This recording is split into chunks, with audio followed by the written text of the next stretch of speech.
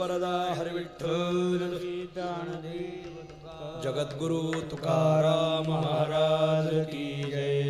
नमो सद्गुरु तुकया ज्ञानदीपा नमो सद्गुरु सच्चिदानंद रूपा नमो सद्गुरु भक्त कल्याण मूर्ति नमो सद्गुरु भास्करा पूर्ण कीर्ति मनुष्याकृते राघवे ख्याती केली शिष्या शिखरे सागरी तारिये तुका स्वामी हा पूर्ण ब्रह्म प्रकाशी जळे रक्षिले निर्जीवा कागदासी महाराज हा जन्मला मृत्युलोकी तुझे गोपमानाडळे इहलोकी भवसिंधुसी बांधिलाशे तुझेने अनाथादिना कारणे तुकयाने तुका भासला मानवी वेशधारी परिहालिला विग्रही निर्विकारी स्वये श्री हरी व्यापकू सर्व जीवा तुका तोचितो हा परब्रह्म ठेवा जया पूजिले आदरे पांडुरंगे विमानस्थ केले प्रयाण प्रसंगे तनो मानवे दिव्य रूपे केली न त्यागिते दिव्य लोकासी नेली कुंडलिक वरदा विठ्ठल श्री ज्ञानदेव तुकाराम श्री संताची या माथा चरणावरी श्री संतांची या माता चरणावरी श्री संतांची या माता चरणावरी श्री संतांची या माता चरणावरी साष्टांग हे करी दंडवत साष्टांग हे करी दंडवत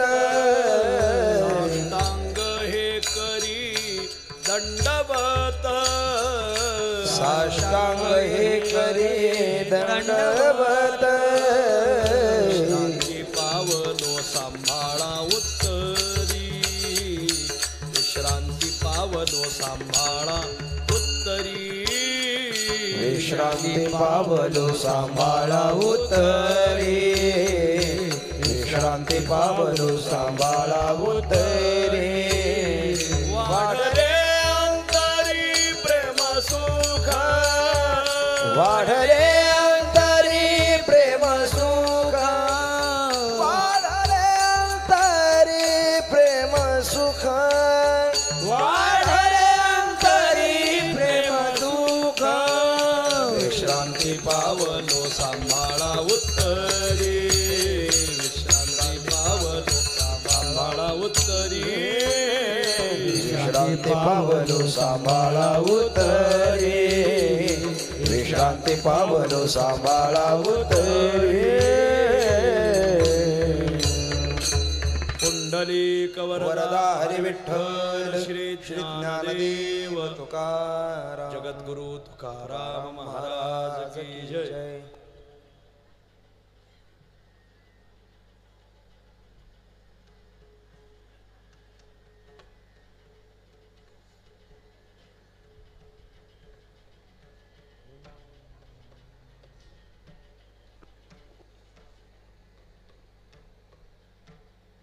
जास्त झालं कमी करा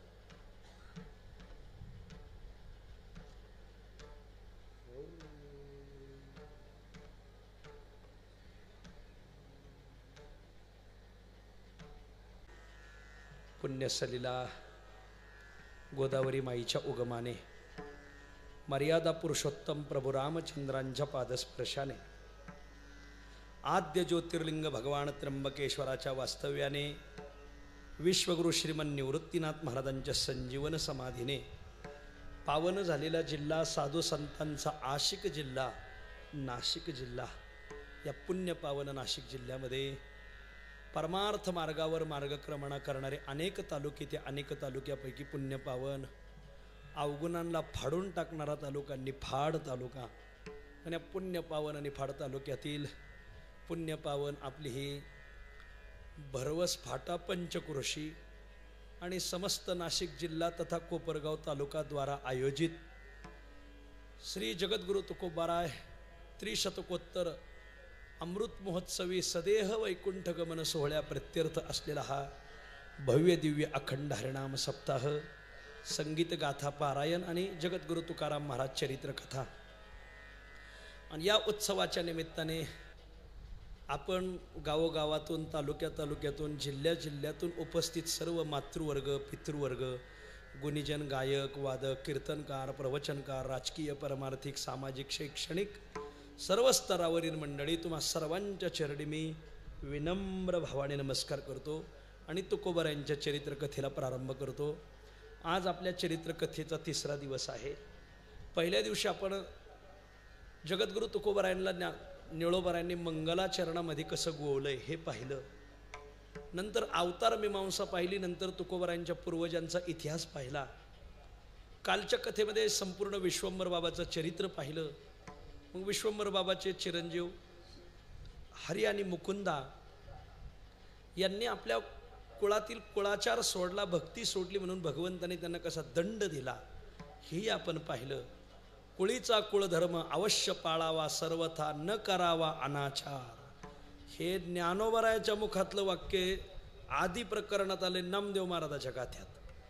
आणि मग कुळीचा कुळधर्म सोडल्यामुळं हरी आणि मुकुंदाला भगवंताने कसा दंड दिला, आणि तरीही विश्वंभर बाबाची भक्ती पाहून हरी आणि मुकुंदाला भगवंताने कसं पदरात घेतलं हाही विषय आपण पाहिला. नंतर विश्वंभर बाबाचे चिरंजीव हरी महाराज, हरीचे विठोबा, विठोबाचा पदाजी, पदाजीचा शंकर, शंकरचे कान्हया, कान्हयाचे बोल्लोबा, ह्या 7 पिढ्यांचा इतिहास पाहिला. आणि बोल्लोबा आणि कनकई हे 7वे पुरुष आहे. यांच्या वंशातले हा चंद्रगुप्त मौर्यांचा वंश. मूळ पाटलीपुत्र, पाटलीपुत्रातून जावळी, जावळीतून देहू, असा यांचा क्रम, दिनक्रम, आपलं जीवनक्रम. आणि बोल्लोबा आणि कनकई यांनी 24 वर्ष ते अवसरी केली पंढरीची वारी. अशी 24 वर्ष पांडुरंगाची वारी केली असं संत कवी महिपती महाराज लिहितात. आणि मग त्या वारीचं फलित काय, तर 3ही देव स्वप्नात आले. त्यांनी सांगितलं की आम्ही 3ही देव तुमच्या पोटी जन्म घेऊ. तर भगवान शिवाने अवतार घेतला. त्यांचं नाव आहे सावजी. खरं त्यांचं नाव होतं शिवजी. पहिला शिवाचा अवतार म्हणून नाव ठेवलं शिवजी, पण अपभ्रष्ट नाव झालं सावजी. आपल्या मराठी भाषेमध्ये बरेच नावं, मूळ नावं आपण बदलून वापरतो. आपण गंगेला कुठं गेलो तर गंगेचं पाणी घरी घेऊन येतो आणि मग सकाळी स्नानाच्या पात्रात ते गंगेचं पाणी घेतो आणि मग ते पाणी ज्याच्यात घेतलं जातं त्याला गंगाजळ म्हणतात. पण अपभ्रष्ट झालं त्याला गंगाळ म्हणतात.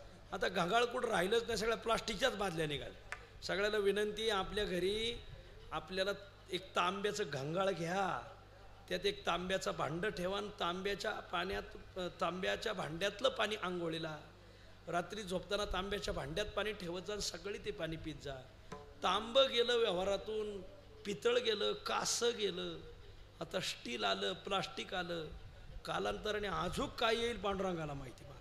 काचा आल्या, असं दुसरं बरंच येत गेलं. तर सांगण्याचा इत्यर्थ असा आहे की भगवान शिवाचा अवतार म्हणून नाव पडलं शिवजी, पण अपभ्रष्ट झालं सावजी. नाव आहे गंगाजळ, त्याचा अपभ्रष्ट झालं घागाळ. नवीन पोरांना तर घागाळ शब्दाचा अर्थही कळायचा नाही. ह्या जुन्या वारकऱ्यांना फक्त घागाळात जे आंघोळ्या केल्या.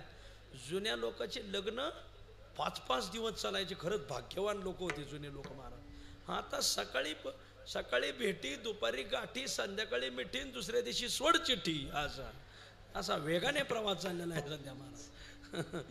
गॅटकिन लग्न असं तुमच्याकडे आहे का नाही? हा शब्द कोणाच ठेव, आमच्याकडे शब्द आहे गॅटकिन लग्न. जुन्या लोकांनी ते भोगलं ते खरंच. गंगाजळ, त्याचा अपभ्रष्ट झाला गंगा. खरा शब्द आहे बालवत, पण त्याचा अपभ्रष्ट झाला बावळट. पलीकडे प्रतिशब्द येतोय. बरे भाऊ प्रतिशब्द फार येऊ राहिला. नंतर खरा शब्द आहे आदित्यवार, पण आपण त्याचा केला आईतवार. बर, खरा शब्द आहे बृहस्पतिवार, आपण त्याचा अपभ्रष्ट केला बस्तरवार. असे बरेच असे अनेक अपभ्रष्ट शब्द मी तुम्हाला असे आणखी सांगत जाईल. असे मूळ नाव आहे शिवजी, पण अपभ्रष्ट झालं सावजी. नंतर सावजींचा जन्म झाल्यानंतर शालिवाहन शके 1530, महिना आहे माघ महिना, पक्ष आहे शुद्ध, तिथी आहे पंचमी, तिला वसंत पंचमी म्हणतात. ज्या दिवशी ज्ञानोबरायांनी रेड्याच्या मस्तकावर हात ठेवून वेद वदवला, वेद वदवल्याची तिथी वसंत पंचमी ध्यानात धरा. पण शालिवाहन शके 1109 की 8 आहे. आता शक पाहणे तर माऊलीचं चरित्रातला विषय तो यातला नाहीये. ज्ञानोबरायांनी रेड्याच्या मुखातून वेदश्रुती वदवल्या, ती वसंत पंचमीच आहे. आणि जगद्गुरु तुकोबारायांचा जन्म झाला तो वसंत पंचमीला, म्हणून देहू गावात तुकोबारायांच्या राहत्या घरी, आता इथं आदरणीय शिवचैतन्य महाराज मोरे स्वतः बसलेले आहेत, देहू गावात मोठा जल्लोष राहतो महाराज वसंत पंचमीच्या दिवशी. तुकोबारायाचा प्रगट दिन आहे. आणि गोकुळाष्टमीच्या दिवशी आळंदीत जल्लोष राहतो, कारण ज्ञानोबरायाचा तो जन्मदिवस. गोकुळाष्टमीच्या कीर्तनकाराने 2 विषय सांगायचे राहतात, एक कृष्ण जन्म आणि ज्ञानोबरायाचा जन्म. आता गोकुळाष्टमीच्या कीर्तनकाराने जर अभंग घेतला, जेथे जावे तेथे कपाळ सरीचे, विचारा इथं हार्दे महाराज बसलेले आहेत, आम्ही 2 टाळ घेऊन होतो, आणि एका कीर्तनकाराने गोकुळाष्टमीला अभंग घेतला, जेथे जावे तेथे कपाळ सरीचे. कृष्णाचं नाव सुद्धा घेतलं नाही, कीर्तन गोकुळाष्टमीचं आम्ही टाळ घेऊन. त्याला गोष्ट 10-12 वर्ष झाली त्या गोष्टीला. एकदा आम्ही शिवरात्रीला 2 एका ठिकाणी टाळ घेऊन येतो, तिथं कीर्तनकाराने अभंग घेतला, प्रारब्ध क्रियमान भक्ता संचित नाही जा. एकाने रामनवमीला अभंग घेतला, सकाळच्या कीर्तनाला, जन्माच्या कीर्तनाला आलिंगन घडे मोक्ष सायुज्यता जोडे. म्हणलं मोक्ष सायुज्यता लांब ठेवा, पण जोडेच काढावं का काय, कोणाच ठोका काय. आपला कीर्तनकार 50% पास कधी होतो, त्याने निवडलेल्या अभंगातून पास होतो. मला तुम्ही प्रसंग काय आहे आणि अभंग काय निवडला हे फार महत्वाचं आहे. मला दत्त जन्माला अभंग घेतला, ये म्हणतात एकाने, याल तरी यारे लागे अवघे माझ्या मागे मागे, नाही का, हानू हानू घ्या. आणि तुम्ही तसल्याला बोलवता. विशेष म्हणजे तुम्हाला सर्वांना भावपूर्ण श्रद्धांजली वाहण्यात येत आहे. अरे बाई बाजारात गेली तरी गाडगं मेथीची जुडी चाफून घेते, गडी बाजारात गेला तर मडकं वाजून घेतो. तसं मग मडकं वाजून घेता तुम्ही, जुडी चाफून घेता, तसं एखादा बुवा बोलवत असताना त्याला चाफून बोलवा ना जरा, असं आहे. आणि ते लोक गावगाव सप्त्यात येडे लई शिरलेत, असं आहे. जुन्या लोक इथं बनकर अण्णा येतं, इथं दत्तू काका येतं, विठ्ठल अण्णा येत, यांना विचारायचे, यांनी सांगायचं हा हे वैराग्यवान माणूस, याला बोलवा, याची पाय गावाला लागलो गावाचा उद्धार होईल. आता लोक कोणाला विचारायला तयार आहेत, त्यांनी आपल्या संपर्क वाढला पाहिजे. आणि यांच्या संपर्कात हे गबाळ गोबाळ हे गबाळच बोलायचं, टाकाऊ माल असो. प्रसंग कळाला पाहिजे, प्रसंगोपात्त बोललं पाहिजे. काय सांगावा, जोग महाराजाच्या सप्ताहात जागराचं कीर्तन राहायचं. वैकुंठवासी जगन्नाथ अण्णा पवार इथं रामभाऊ बसलेले आहेत, भाऊंना विचारा, त्यांचा लय लाभ काढला. वैकुंठवासी जगन्नाथ अण्णा पवार अशी अभंग निवडायचे जोग महाराजाच्या कीर्तनाचे. शेवटचं कीर्तन राहायचं, तृप्ती भुकेली काय करू माय. आता काय सांगा, त्रिभुवा वैभवाचे धनी सकळ शरणांग, ती त्रिभुवनी आम्ही वैभवाचे धनी. काय सांगावं महाराज, अशा अभंग घ्यायच्या. अण्णा त्यांचं त्या अभंगाच्या निवडीत असं एक नाविन्य राहायचं महाराज. असं सांगण्याचा इत्यर्थ असा आहे की आमचे जगद्गुरु तुकोबाराय माघ शुद्ध पंचमीला मोठा उत्सव होतो देहू गावात, आणि गोकुळाष्टमीला उत्सव होतो आळंदीमध्ये, ज्ञानोबरायाचा जन्म. म्हणून आम्ही 2 प्रसंग सांगतो, कृष्ण जन्म आणि ज्ञानोबरायाचा जन्म, हे 2 जन्म आम्ही सांगतो. तुकोबारायांचा जन्म झाला काल, आपण मोठ्या उत्साहात जन्म साजरा केला. परत आमच्या बोल्लोबा आणि कनकाई मातेला 9 महिने 9 दिवस पूर्ण झाले, आणि या दोन्ही दाम्पत्याच्या उदरी ब्रह्मदेवाने अवतार घेतला, त्यांचं नाव आहे कान्होबार आहे. हे जगद्गुरु तुकोबारायचे धाकले बंधू. तुमच्या माहितीसाठी सांगतो, वारकरी संप्रदायात जसे तुकोबारायचे अभंग आवडीने गायले जातात, तसे कान्होबारायाचे अभंग आवडीने गायले जातात. फक्त गायकाला भजनाला माहिती नाहीत की हा अभंग कान्होबारायाचे आहेत की तुकाराम महाराजाचे. तुका म्हणे आलं का अभंग तुकोबारायाचा, आणि तुकया बंधू म्हणे आलं. तुकया बंधू म्हणजे तुकोबरायचे भाऊ. कोण व सगळ्याच्या पाठातला अभंग आहे तुकया बंधू. कोणता? ऐके वचन कमळापती. हा अभंग सगळ्याच्या पाठातला आहे, पण हा अभंग तुकोबरायचा नसून कान्होबारायाचा आहे. हे म्हणणाऱ्यालाच माहित नाही मला. तुकया बंधू म्हणे देवा शब्द इतुकाची राखावा. आणखीन एक अभंग सगळ्याच्या पाठातला आहे, करोनी उचित प्रेम घाली हृदयात. हाही अभंग तुकया बंधू म्हणे भावा मज निर्वावे देवा. वासुदेवामध्ये 6 वासुदेव आहेत, त्यातले पहिले 3 वासुदेव कान्होबरायाचे. पहिलाच वासुदेव मनोराजा एक देहपुरी, दुसरा गातो वासुदेव मी ऐका, तिसरा गेले टळले प्रहरती. हे अभंग आम्ही रोज म्हणतो म्हणून आमचे जिवंत आहेत. मला सांगण्याचा इत्यर्थ असा आहे की जगद्गुरु तुकोबरायांचे धाकले बंधू कान्होबाराय. शिवाचा अवतार नाव आहे सावजी, विष्णूचे अवतार जगद्गुरु तुकोबाराय आणि ब्रह्मदेवाचे अवतार कान. आत्ता ज्यांचा परिचय तुम्हाला अगोदर करून दिला तेच आदरणीय बालब्रह्मचारी महाराज. जोरदार टाळ्या वाजा. पंचाग्नी साधन करता शेकडोने भगवान शंकराची मंदिरं याच गोदावरीच्या काठावर त्यांनी बीड जिल्हा, परभणी जिल्हा, जालना जिल्हा, अनेक जिल्ह्यात आणि असे मोठमोठाले कार्यक्रम करतात महाराज. हजारोनी लोक राहतात. मग ते काय तपश्चर्या म्हणजे काय बोलायचे महाराज. काठ्यावर पडून राहिले तर 10-10 दिवस काठ्यावरच राहतात महाराज. पंचाग्नी साधन करायला बसले का 15-15 दिवस कडक चैत्राच्या उन्हाळ्यात. आता काय सांगावं मला. असं ही तपस्वी माणसं तुम्ही 1 कोटी रुपये दिले असते तरी आले नसते. फक्त तुकाराम महाराजाची पुण्य आहे. सर्वांनी जोरदार टाळ्या वाजा बाबांजीसाठी. नंतर त्यांचा परिचय मी तुम्हाला आणखी करून देतो आणि ते आपल्याला आशीर्वादही देतील. रामकृष्ण हरी. आपण जगद्गुरु तुकाराम महाराजाचं चरित्र पाहत आहोत. चरित्र पाहत असताना जगद्गुरु तुकोबरायांचा विवाह झाला आणि मग 3ही मुलांना समोर बसवलं. बोललो बानी कनकाईने, बाबांनो आता माझी जबाबदारी तुमच्यावर आहे. आपला विषय असा चालला होता की वेळीच तुका म्हणे वेगी जाय सुटोनिया धरोनी हृदया माझी हरी तरी झडझडोनी वहिला निग ये भक्तीचे वाटेला. माणसाने संसारातून लवकर सुटलं पाहिजे महाराज. आपण तर असे सुटायाचा काही करीतो उपाय तो देखे पाय गोवी. आणि मग बोललो बानी कनकाई थकले माझी मुलं आता वयात आली. तुम्ही बाबांनो तुम्ही हा संसार गळ्यात घ्या. आता थोरला सावजी होता. आपल्याकडे नेमच असा आहे की थोरल्याला पहिलं कारभार द्यायचा. आता त्याला कारभारी म्हणतात बघा. म्हणजे त्याला वरल्या वाड्यातला खाल्ल्या वाड्यातला अशी वाडे राहायची मोठी. सावजी आजपासून सर्व संसाराची जबाबदारी तुझ्यावर. सावजीने स्पष्ट नकार दिला. मला संसाराची जबाबदारी, मी लग्न केलं हेच भाग्य समजा. याची इच्छा नव्हती. बोललो बानी कनकाईच्या लक्षात आलं हे सदाशिवाचा अवतार असल्यामुळं राज्य त्यजोनी ईशाने आपलं गुंती जाणोनी स्मशाने वासू केला. महादेवाचा नेमच असा आहे की ते स्मशानात राहणारे.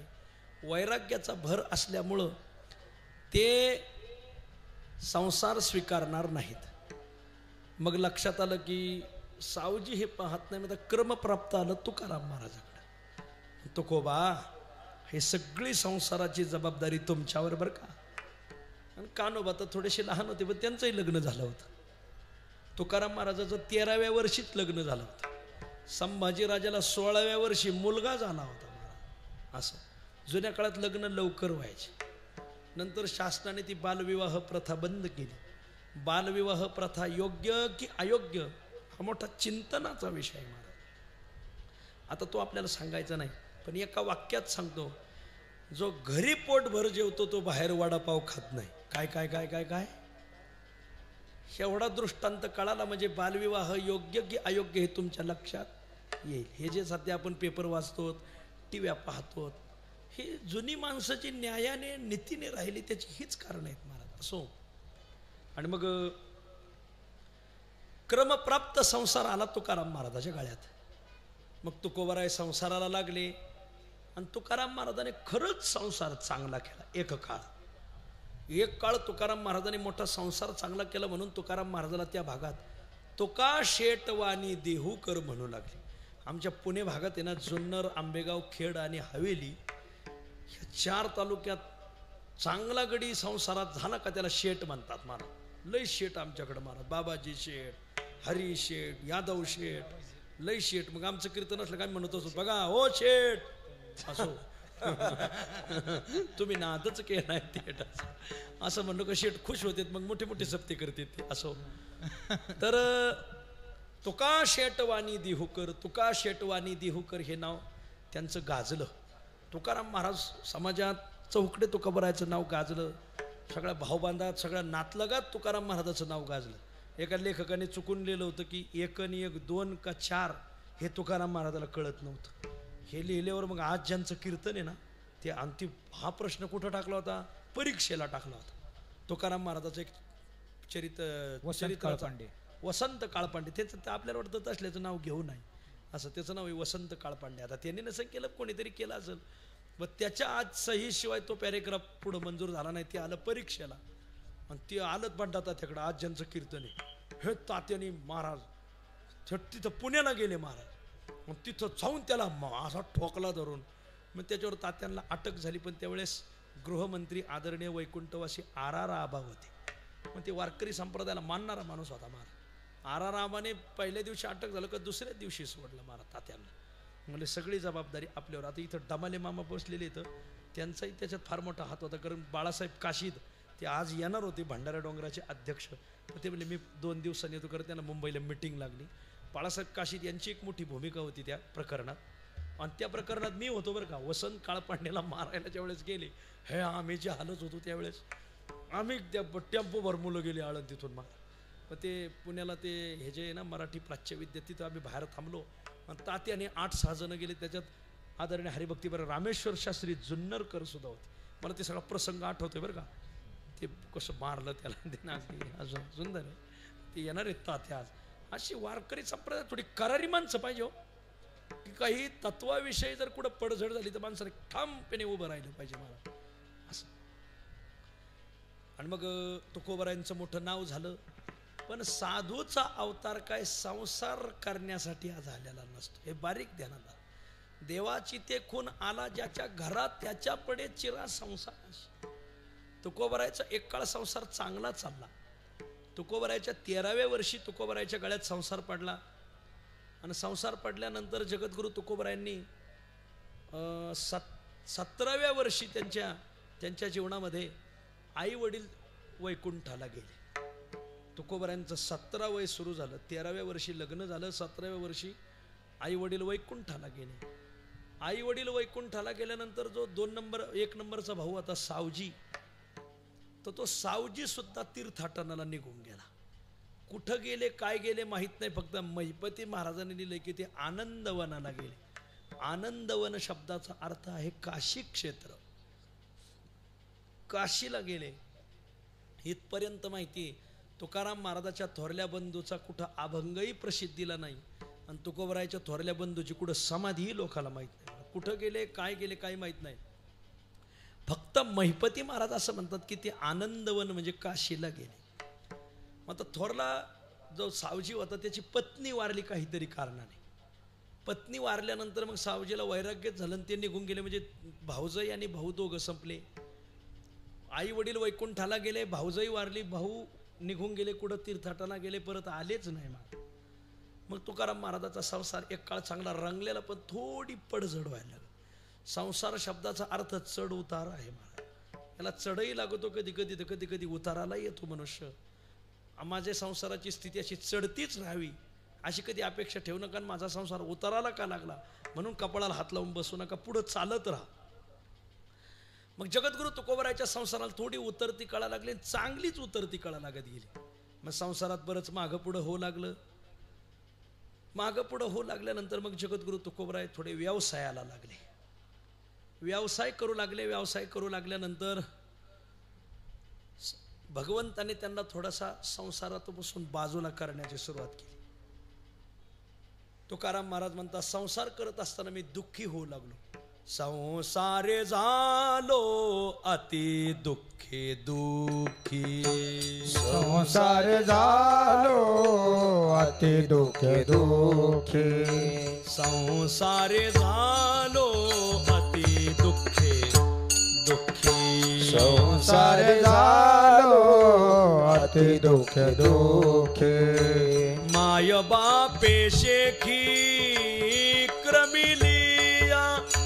माय बापे शेखी क्रमिलिया माय बापे शेखे क्रमिलिया माय बापे शेखे क्रमिलिया संसार झालो अति दुःखे दुःखे संसार झालो अति दुःखे दुःखे संसार झालो अति दुःखे दुःखे संसार झालो अति दुःखे दुःखे माय बाप शेखे क्रमिलिया माय बाप शेखे क्रमिलिया बाप शेखे क्रमिलिया माय बाप शेखे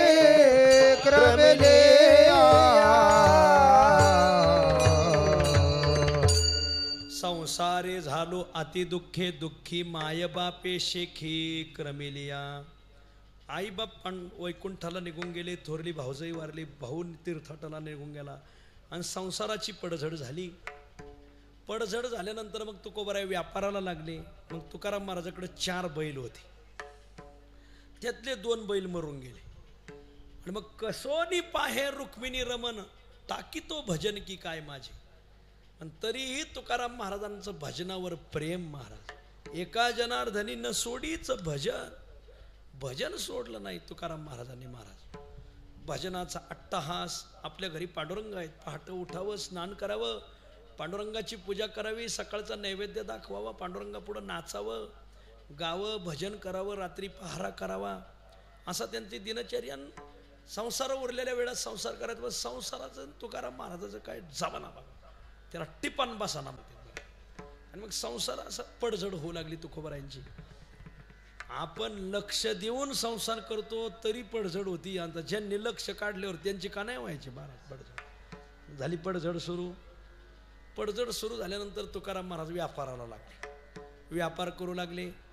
एक दिवस 2 बैलावर त्यांनी काहीतरी धान्याच्या गोण्या घेऊन कुठंतरी विक्रीला गेले आणि व्यापाऱ्यांच्या मेळ्यामध्ये गेले. तुकाराम महाराज भजन करत चालायचे. महाराज भजन करत चालत असताना त्या व्यापाऱ्यांना भजन आवडत नसायचं. ते गडी नारायणगावच्या फडावरले होते.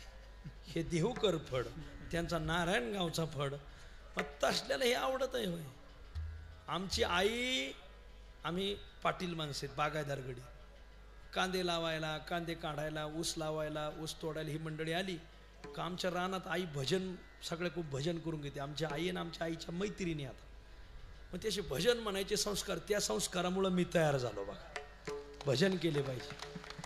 आमची आई आजूकही शेतात काम सुरू झालं की लगेच अभंग म्हणणार, ओव्या म्हणणार, शिवलीला अमृताचे अध्यायाचे अध्याय म्हणणार, ज्ञानेश्वरीचे अध्यायाचे अध्याय म्हणणार. आमच्या घरी हरदे महाराजांना आम्ही गेलो का आमची आई काही मला मी येणार आहे म्हटलं की ती अवघड ओव्या पाठ करून ठेवती. अवघड श्लोक जे माझे पाठ नसते ते मी मग मला म्हटलं सांग म्हण बरं तेवढी ओवी. हां काय करतो तो आळंदीला. मग हरदे महाराज मला म्हणत असते तुम्ही नगरच्या वर शिकवायचं, नगरच्या खाली गेलं का शिकवायचं नाही म्हणले. कारण आम्ही खाली राहतो ना, नगरच्या खाली पूर्वेला राहतो. असं म्हणजे आमचे महाराज म्हणत असे तुम्ही आई पुढं काही बोलायचं म्हटलं. म्हातारी लई आणि संस्कृत शिकलेली आमची म्हातारी, त्याच्यामुळे ती मग गेलो का नवीन श्लोक पाठ करून ठेवते. मला मला म्हणते सांग हा श्लोक तुझा पाठ आहे का. असं म्हातारी म्हणलं मला तरी कशाला तापून पाहते म्हणलं. असं आहे. तर जगद्गुरु तुकाराम महाराज भजनाला लागले. ते बाकीच्या मंडळीला काही भजन आवडत नसेल, मग ते पुढं चलायचे, तुकाराम महाराजाला मागं ठेवायचे. का तुकाराम महाराज तुम्ही पुढं व्हा, आम्ही मागं चलतो, पण तुमचं ते भजन कानावर नको वा.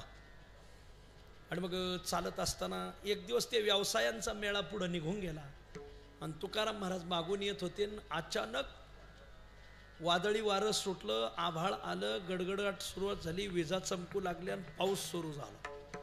पावसामुळं बैलाची पाठ भिजली, पाठीवर ज्या गोणी होती ना धान्याची, गोणी घसरली खाली पडली. आता एवढी गोणी उचलील कोण. भरक मोठ्या गोण्या त्या काळात. आमच्या लहानपणी क्विंटलचं पोत होतं. 120 किलो साखर बसल असे पोते राहायचे, 120 किलो धान्य बसल असे पोते राहायचे. आता ते उचलतच नाही कोणाला. आता 50 किलो राहिलं, 30 किलोची गोण आली कांद्याची माळ आणि ती गाड्याला उचलत नाही. पप्याची आई तिला उचलायला बोलवायचं. मग उचलायचं त्याच्यात डोकर द्यायचं. तुका म्हणे माझे तुम्हा संतावरी ओझे. चांगलं आहे रे बाबा. असं ते जुने गडी होते महाराज, क्विंटल क्विंटल उचलायचे महाराज. आमचे वडील बुक्कीनेच नारळ फोडायचे महाराज. वा, ते आमचे वडील सरपंच 15 वर्ष सरपंच होते. ते गेले का असे कुठं उद्घाटनाला का बुक्कीने नारळ फोडायचे. काय जुनी माणसं करारी. आता सुपारी फोडायला गेलेला माणूस बोट फोडून घेतोय. आता काय असं जुनी माणसं होती महाराज. ती गोण खाली पडली, भरगच्च भरलेली गोण ती काय तुकाराम महाराजाला उचले ना. कोण उचलू लागल. आणि पांडुरंगाचा धावा केला. पांडुरंग एका वाटसरूच्या रूपाने प्रगट झाले. तुकाराम महाराजाची आणि पांडुरंगाची पहिली भेट आहे महाराज. एका वाटसरूच्या रूपाने उभे राहिले. हाके सर शिवडी घालोनी स्तंभ पोन. एका वाटसरूच्या रूपाने उभे राहिले. ती गोणी उचलली, पहिल्याच्या पाठीवर टाकली. रात्र झाली. त्या काळात काही रस्ते होते काय, असे पांदीतून जंगलातून रस्ते राहायचे. पांदी नवीन पोरांना कणायची बी नाही महाराज. जात असताना वीज चमकली कडाड दिशी का पांडुरंगाचं चतुर्भुज रूप. हा साक्षात पंढरीनाथ.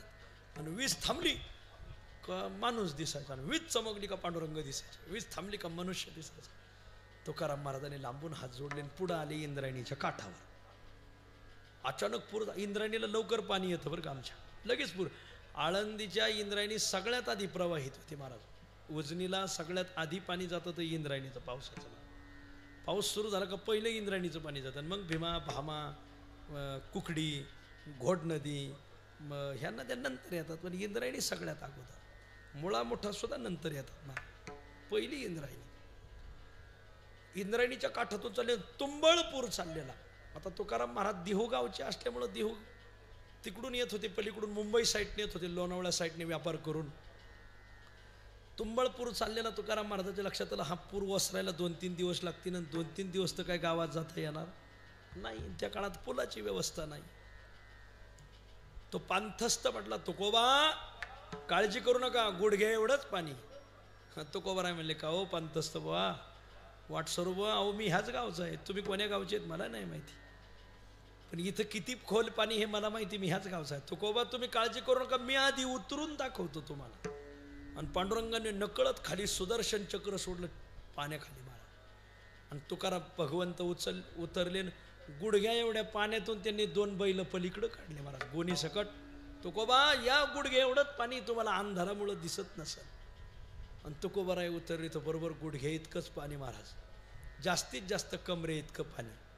याला म्हणायचं जानोनी भक्ता भवलक्षण जघन प्रमाण दावितो. जानोनी भक्ता भवलक्षण जघन प्रमाण दावितो. जानोनी भक्ता भवलक्षण जघन प्रमाण दावितो. जानोनी भक्ता भवलक्षण जघन प्रमाण दावितो. करा विठ्ठल स्मरण. करा विठ्ठल स्मरण. नामरूपी अनुसंधान. नामरूपी अनुसंधान. जानोनी भक्ता भवलक्षण जगन प्रमाण दावितो. जानोनी भक्ता भवलक्षण जघन प्रमाण दावितो. जानोनी भक्ता भवलक्षण. भक्ताला भवाचं लक्षण म्हणजे भवरूपी समुद्राचं, भवरूपी नदीचं लक्षण दाखवतो. जगन. जगन म्हणजे भक्त मंडळी, तुमच्यासाठी कमर इतकंच पाणी आहे बघा. या मोकळ्या मनाने भवसागर तरता कार्य करीतसा चिंता. बैल उभा दाता कटिकर ठेवोनी त्याचे पायी घाला मिठी. मोलने घे जग जेठी भावा एकासाठी खांदावा ही आपल्या. सुखी करावा संसार हा पण न संडावे दोन्ही मार. दया क्षमा घर चोजवीत येतील. भुक्तिमुक्तीची चिंता दैन्य नाही दरिद्रता. तुका म्हणे दाता पांडुरंग ओळ गेल्या. वा, मी गावी असताना अभंग पाठ केलाय, अजून आठवतोय मला. वा. आणि मग जगद्गुरु तुकोबाराय पलीकडे आले. धन्य बाबा, इथं किती पाणी. मी हा गावचा आहे. हा ना वाटसरू कुठून आला, काय आला याला काय माहिती. गुडघ्याच्या इतकं कमरे इतकंच पाणी लागलं, परत पाणी लागलं नाही. मग तुकोबाराय ते 2 बैल बांधायला गेले. तेवढ्यात पांडुरंग परमात्मा अदृश्य झाले. हे पांडुरंगाचं तुकोबारायला पहिलं दर्शन. पांडुरंग परमात्मा अदृश्य झाले. अदृश्य झाल्यानंतर मग जगद्गुरु तुकोबरायांच्या जीवनामध्ये दुष्काळ पडला. दुष्काळ. देहूला 2 वर्ष फार दुष्काळाने त्रास दिला. पहिल्या वर्षी पाऊसच पडला नाही महाराज. दुष्काळे आटिले द्रव्य नेला मान. दुष्काळे आटिले द्रव्य नेला मान. दुष्काळे आटिले द्रव्य नेला मान. दुष्काळे आटिले द्रव्य नेला मान. स्त्री एक अन्न अन्न करिता मेली. स्त्री एक अन्न अन्न करिता मेली. स्त्री एक अन्न अन्न करिता मेली. स्त्री एक अन्न अन्न करिता मेली. दुष्काळे आटिला द्रव्य नेला मान. दुष्काळे आटिला द्रव्य नेला मान. दुष्काळे आटिला द्रव्य नेला मान. दुष्काळे आटिला द्रव्य नेला मान. स्त्री एक अन्न अन्न स्त्री एक अन्न अन्न करिता मेली. स्त्री एक अन्न अन्न करिता मेली. करिता मेली. दुष्काळे आटिले द्रव्य नेला मान. स्त्री एक अन्न अन्न करिता मेली. तुकोबरायांचा थोरला मुलगाही त्याच्यात वारला. तुकोबरायांच्या थोरल्या मुलाचं नाव संतोबा आहे. संतोबा म्हणजे रुक्मिणी वारली आणि मुलगाही वारला संतोबा. मग ती धाकली पत्नी तिचं नाव आहे जिजाई. दुष्काळाने फार वाताहात झाली महाराज. भयंकर वाताहात झाली. आणि दुष्काळाने तुकाराम महाराजाच्या जीवनात कलाटणी बसली. दुःख माणसाला परिवर्तन स्वीकारायला लावत असतं महाराज. दुःख मानवी जीवन जगत असताना दुःख माणसाच्या जीवनात आलं. गाडग्याला अग्नीची आच बसल्याशिवाय गाडग परिपक्व होत नाही, तसं परमार्थिक माणसाला संसाराची झळा बसल्याशिवाय परमार्थिक साधकाची परिपक्वता होत नाही. हे तितकंच खरं आहे मला. आणि मग प्रल्हादाला आच बसली बापाकडून म्हणून प्रल्हाद भजनाला लागले. बिभीषणाला भावाकडून आज बसली म्हणून बिभीषण परमार्थाला लागला महाराज. भरताला आईकडून आज बसली म्हणून भरताने रामाचे पाय धरले. संसारात फटका बसल्याशिवाय कलाटणी बसतच नाही. तुकाराम महाराजाच्या जीवनाने कलाटणी घेतली. कलाटणी घेतल्यानंतर तुकोबराने पण पांडुरंगाचं भजनाचा आणखीन अट्टहास धरला. मग एक दिवस जगद्गुरु तुकाराम महाराजाने 3 गोण्या भरल्या मिरच्याच्या. गोण्या म्हणजे आत्ताच्या गोण्या धरायच्या नाही, त्या जुन्या गोण्या महाराज की ज्याच्यात भरपूर काही मन मिरच्या राहायच्या. आणि मग त्या 2 बैलावर त्या गोण्या टाकल्या आणि मिरची विकण्यासाठी ते पनवेलला गेले. आजही पनवेलला तुकाराम महाराजांनी जिथं मिरच्या विकल्या तिथं मोठा सप्ताह होतो महाराज. पनवेलचा सप्ताह. आणि ते भगवान शंकराचं मंदिर बिंदिर ते सगळे नामरूपी जडले चित्त. आणि मग तुकाराम महाराजाचं नामरूपाच्या ठिकाणी चित्त जडलेलं. आणि गावाबाहेर वैष्णव भक्त समुद्र तीरी उतरला. मैपती महाराज म्हणतात समुद्र तीरी म्हणजे पनवेलला ही घटना घडली. मिरच्या विकायला गेले. समुद्राच्या खाड्या येतात तिथं. आणि तिथे कोणतं तरी खेडगाव आणि त्या खेडेगावाला महाराज मिरच्या विकण्यासाठी गेले. तेथे शिवालय होते थोर. पुढे वटपिंपळ तोरवर. ते शंकराचं मंदिर आणखी आहे आणि ते वडाचं आणि पिंपळाची झाडं आणखी नाही. वडाला पिंपळाला हजारो वर्षाचं आयुष्य राहतं. म्हणून वड पिंपळ तोडत नाही आपल्यात वड तोडत नाही, उंबर तोडत नाही, पिंपळ तोडत नाही. बऱ्याच जणांनी वादाचे पिंपळ वड आम्हाला आणून दिले. तुम्ही तोडान यज्ञाला लावा इथं. असं बऱ्याच जणांच्या वादाचे झाडं आम्हाला ते आमचे इंधन समिती होती.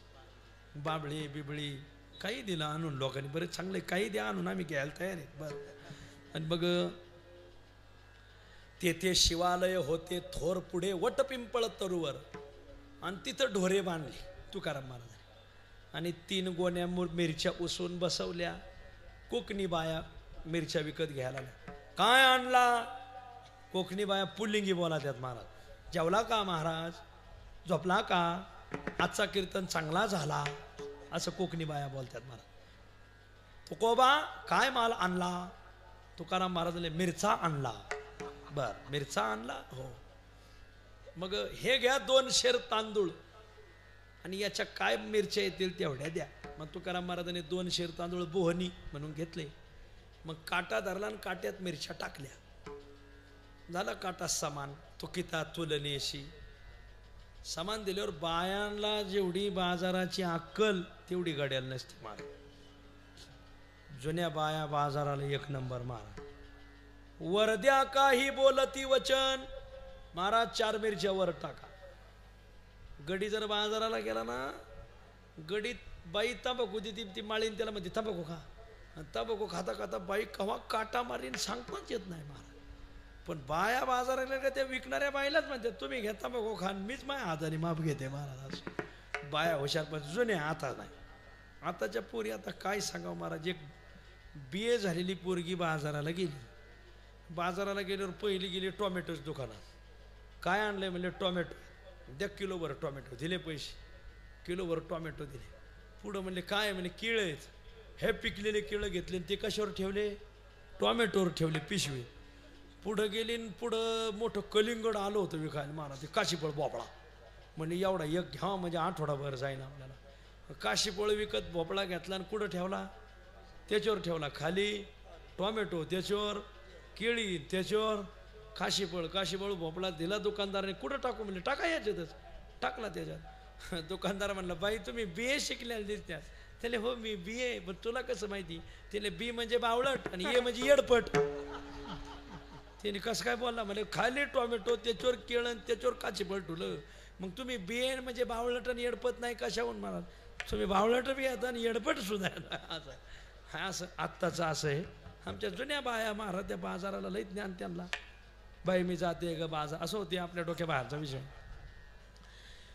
आणि मग त्या बाया म्हणल्या महाराज हे माप झालं 4 मिरच्या वर टाका.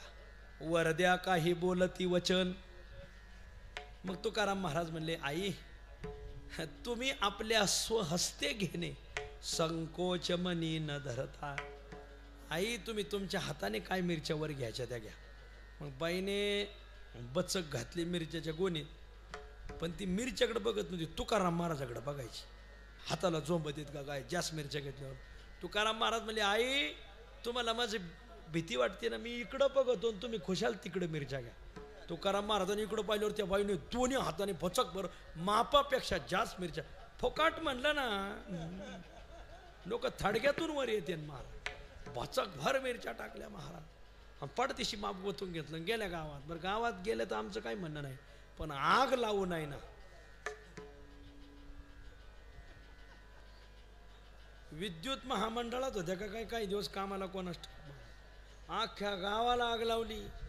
तुका शेट वाणी आलाय त्याला काही व्यवहाराचं एवढं ज्ञान दिसत नाही.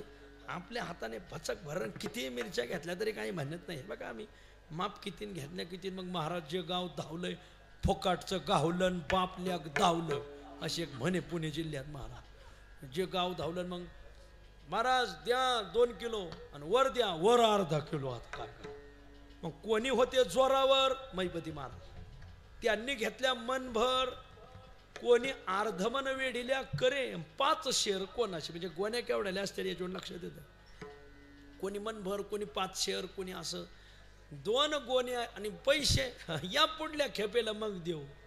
ते काय आता भोळाच गडी म्हणल्यावर काय लोकांनी लुटायचं ठरलं. महाराज लुटा लुटा संत जन अमुप हे गाठी धन लागले लुटायला. फुकाचे ते लुटा सारण वारे अमर सदैव महाराज. न सरे लुटिता मागे बहुता जने जोनाट हे खाणी उघडली. जे लुटायला सुरुवात केली महाराज. मग काय गंगागिरी महाराजाचा सप्ताह मग घ्या बुंदी.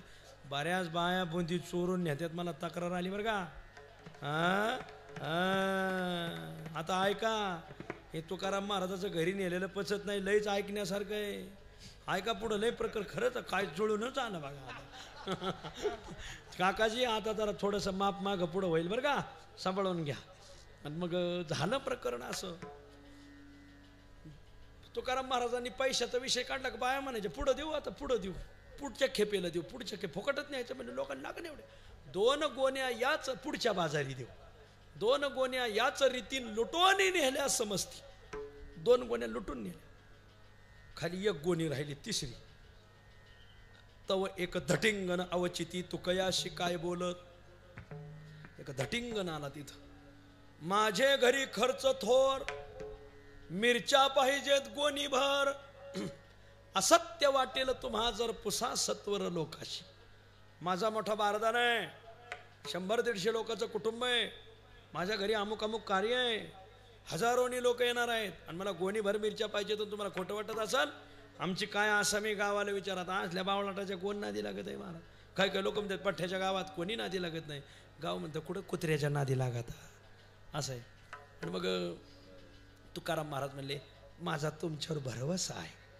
मग त्यांनी तरी 2-3 माणसं बोलवली, गुणीच उचलवली महाराज, अख्खी गुणीच उचलवली. पैसे पुढल्या बाजारी देऊ गेले लोक. बोहनी काय फक्त 2 शेर तांदूळ, 3 गोण्या मिरच्या फुकाट वाटल्या महाराज. पांडुरंगाला काळजी वाटली, मिरच्या फुकाट वाटल्या त्याचं काहीच नाही, पण उद्या जिजाबाई तुकाराम महाराजाचा घामच काढील महाराज. आता कसं करायचं. मग तुकाराम महाराजाने 2 शेर. बरं गावाने एवढं म्हणू नाही का महाराज तुमचं एवढं फुकाट घेतलंय 2 घास खायला चला. गाव लय लाबाडो, पाणी नाही दिलं कोणी तर. आणि मग तुकाराम महाराजांनी 3 दगडं मांडले बैलाच्या तिथं पाठीवर. आणखीन एक गोणी होती, त्या गोणीतलं एक पातेलं काढलं, पातेलं ठेवलं, पाणी घेतलं तिथं विहिरीचं पाणी घेतलं आणि ते 2 शेर तांदूळ शिजवायला टाकले. नुसतेच भात करून खायचा, त्यात काय तेल आहे का मीठ आहे का मिरची आहे काय, नुसताच भात. लाकडं गोळा केली आणि चूल पेटवली. हे पांडुरंगाला राग आला, माझ्या भक्ताच्या मिरच्या गावाने खाल्ल्या आणि जेवायला सुद्धा घातलं नाही साधूला. बर मिरची खाऊनच दाखवतो मी. मग नाही तुमच्या आडणाऱ्या गाड्या भरधाव वेगाने सुटल्या, नॉनस्टॉप गाड्या सुटल्या पाहिजे बघा. हे पांडुरंग आता ते हे का म्हणून इथं पोटभर खायचं, वाढून न्यायचं नाही. हे काय होतंय प्रकरण लईच ऐकण्यासारखं आहे महाराजाला. हा हे तुकाराम महाराजाचं म्हणून आम्ही ट्रस्ट केलं याचं बनकरांना अण्णा याचं ट्रस्ट केलं आम्ही महाराज. याचं ट्रस्ट केलं, याचा हिशोब ठेवायचा. काही लोकांना खेच्यात घालायचं नाही ना तर तुम्हाला रुपये पाहता लोचनी मग दुःख झाले वो साजनी. असं खेशात घातलं का आपलं टाळकं गरम होतं महाराज. त्याला काय असेल ते नावडे व्यापार तुटीचा तो सत्याची साठी अवघाची भर. सत्य असलं पाहिजे महाराज. तुकाराम महाराज असते काय बोलायचे महाराज. जे पांडुरंगांनी लीला केली ह्या सगळ्या मिरच्या फुकाट नेलेल्या आपल्याला विकत आणायच्या. कशा आणायच्या, वसुली देवाने मांडली महाराज. आणि देव झाले तुकाराम महाराजाचे सेवेकरी. आणि एका ज्या बाईने नेल्या होत्या त्या बाईच्या पहिले एका घरी गेले बुवा. राम राम. राम राम. काय नाव आहे म्हणले आमचं नाव शांताबाई. शांताबाई म्हणले हो शांताबाई. म्हणजे चक्रा नकरा करणारे ते तुम्हीच का म्हणले हो आम्हीच आता आम्हीच आता. तुकाराम महाराजाच्या 1 मन मिरच्या आणल्यात तुम्ही म्हणले हो. पैसे म्हणजे तुकोबानी काही विषय काढला नाही का, फुकट तुझ्या काकान ठेवलं काय देव म्हणले. चाल पैसे टाक. ती म्हणली बाबा तुकाराम महाराजांनी काय मला मापाने नाही दिल्या, मोगमच दिल्यात हाताने. तू लोकांनी सांगितलं महाराज माप मागत व्हा, हातानेच द्या तुमचा, आम्ही हातानेच मापन वंजळीने दिले त्यांनी काय मापाने दिल्या. देव म्हणले हे बघा त्याने मापाने देऊ नाही तर बिगर मापाने देऊ, पण मी सांगतोय किती मिरच्या दिल्या. म्हणले कसं काय, त्यांच्या हातातच वजन आहे तुकाराम महाराजाच्या. तो हात तुकेचे दे यावरी म्हणे वैकुंठ पीठ, तो हात तुकेचे देतो स्पष्ट. यासाठी तयाशी तुका शेठ वाणी वरिष्ठ बोलती. त्यांच्या हातातच तुक म्हणजे वजन, म्हणून तर त्यांना तुकोबा म्हणतात महाराज. तुकोबा म्हणायचं कारण त्यांच्या हातात वजन आहे. त्यांनी हाताने जरी दिलं तरी मला माहिती किती दिले, तुम्हाला मनभरच मिरच्या दिल्या. आणि जुने लोक हातानेच द्यायचे महाराज, हातानेच माप द्यायची, ते बरोबर माप भरायचे. हातानेच दिलेल्या आहेत त्यांनी मिरच्या. मग ती म्हणजे किती मिरच्या दिल्या म्हणजे 1 मन. कशा काय म्हणजे मोजून 3 मोजून पाहायच्या. मग देवाने लगेच झोळीत होती, झोळीत हात घातला तर त्याच्यातून काटा काढला. आता जगाचा काटा काढणारा याला काय काटा काढता ना या जागा, ते लगेच काटा काढला का लावल्या मनभरच मिरच्या भरल्या. मग मनाचे पैसे टाकावं लागते. आता पैसे द्या लोकांना फोकाट झालंय ना ते महाराज. पैसे द्यायचे म्हणलं का अंगावर झालं त्या बाईच्या. मग ती बाईने बांगड्या मागं सारल्या, तू पैसे मागणारा कोण. मग देवाने सांगितलं यावरी म्हणे श्रीहरी. भगवंत म्हणतात की तुकोबाराय नावाचे एक मोठे वाणी आहेत आणि यावरी म्हणे शारंगधर तुका शेटवानी देहूकर. मी विठोजी तयाचा चाकर आलो उधार उकळावया महिपती महाराज. तुका शेटवानी देहूचे मी पिढूंदा त्यांचा चाकर आहे म्हटले. आणि मी चाकरी करतोय, माझं नाव विठोबा आहे, मी मूळचा पंढरपूरचा आहे, पण मला तिकडं कामधाम भेटाना म्हणून मी इकडं आलोय. आणि त्यांनी मला कामाला ठेवलं. माझा आजा बी त्यांच्या कामाला होता आणि बापही का याचा कोणता आजा होता आणि बाप यालाच माहिती. माझा आजाही तुकाराम महाराजाच्या घरी कामाला होता, माझा बापही कामाला होता, मी कामाला आहे. आम्ही मूळ पंढरपूरचे आहेत, माझं नाव विठोबा आहे. यावरी म्हणे शारंगधर तुका शेटवानी दिहूकर, मी विठोजी तयाचा चाकर आलो उधार उकळावा. मी त्यांचा चाकर आहे, ते मला वाटीत असतं तर मला उधारी गोळा करा, गप पैसे टाकायचे. तेव्हाच लागले पैसे. मग पहिल्या बाईने पैसे दिले, गेले दुसऱ्या बाईच्या घरात. कोणाचं घर आहे म्हणले काशीबाई. वा चांगली काशी केली म्हणले. तुकाराम महाराजाच्या फोकाट मिरच्या घेऊन निघाले. मार पैसे टाक म्हणजे किती मिरच्या आहेत म्हणजे अर्धा मन. कसं काय घे काटा मोजून पाहिल्या अर्धा मनच भर. जगाचं माप हे बाबा त्या माणसाच्या बाबाच्या हातात. मोजून पाहिल्या अर्धा मनच भरल्या. भक्तासाठी शारंगधर घरोघर फिरत असे. पांडुरंग परमात्मा घरोघर फिरले, सगळ्या मिरच्या गोळा करा. आता काही लोक पैसे देत नव्हते, मग कोणी आले थोटाईशी. थोटाई म्हणजे पैसे न देणे. मग गाळिया प्रदाने देत असे त्याशी. देव त्यांना शिव्या घाल, पैसे टाक हे तुझ्या, असा असं सुरू झाला असा. मग आता लोकांना शिव्या देणे, लोक गप्प बसतील का? लोक बी शिव्या द्यायचे. उगाच सोशी जगदात्मा. माझ्या तुकाराम महाराजासाठी मी शिव्या खाईल पण पैसेच घेईल महाराज. मग आम्ही सकाळ सकाळ अण्णाला पाठवलं, म्हणलं अण्णा जरा फिरा बरं. हे अण्णा फिरले, लाखभर रुपये घेऊन आले महाराज. असं म्हणजे तुकाराम महाराजासाठी हे करायचं आहे आपल्याला. भक्तासाठी शारंगधर घरोघर फिरत असे. आता आज आम्ही दत्तू पाटलाला पाठवणार. दत्तू पाटील वजनदार मनुष्य, निफाड तालुके सगळे जडण घडण या माणसाकडे पाहा. एवढीच ववी ध्यानात दारा, तुम्ही जे तुकाराम महाराजासाठी फिरताय ना, पांडुरंग परमात्मा तुकाराम महाराजासाठी पैसे मागायला फिरला. भक्तासाठी शारंगधर घरोघर फिरत असे. घरोघरी फिरले आणि 2 गोण्याचे पैसे गोळा केलेच पांडुरंगाने. खाली राहिली 1 गोणी त्या आडदांड माणसांनी आलेली. भाताचा आडदांड 36 फूट रुंद आणि 35 फूट उंच होता कधी. पण मग काय आता का कोण्याच गुन्ह्यात बसत. थराचा दगड नव्हता, पूर्णीचाच दगड होता महाराज. आता हा दगड कोण्या कारागिराने घडावा मोठा प्रश्नच होता. आलेच देव. आता काही लोक गप्प बसतील काय? सगळं गाव त्याच्या दारात हजर झालं. ज्याचे पैसे काढले का ते गप्प बसत ना, त्याचा पुढचे देतात का नाही पाहायला यायचा महाराज. मग त्यांनी दिले का ते तिसरा देतोय का नाही पाहायला. अख्खं गाव गोळा झाला महाराज. आले त्या धटिंगण, ओ धटिंगणराव बाहेर या. तुकाराम महाराजाच्या मिरच्या फोकाट घेतल्या तुझ्या काय काकाने ठेवल्या काय? टाक मिरच्याचे पैसे. तुझे कुठे हाडमापच होता महाराज. ते काय वळांब्यातला दगड नव्हताच. आलाच बाहेर आला का त्याने थेट देवाचाच हात धरला. काय भाग्यवान असेल महाराज. हरी आला हाता, देव त्याच्या हाताला आला. काय भाग्यवान असेल.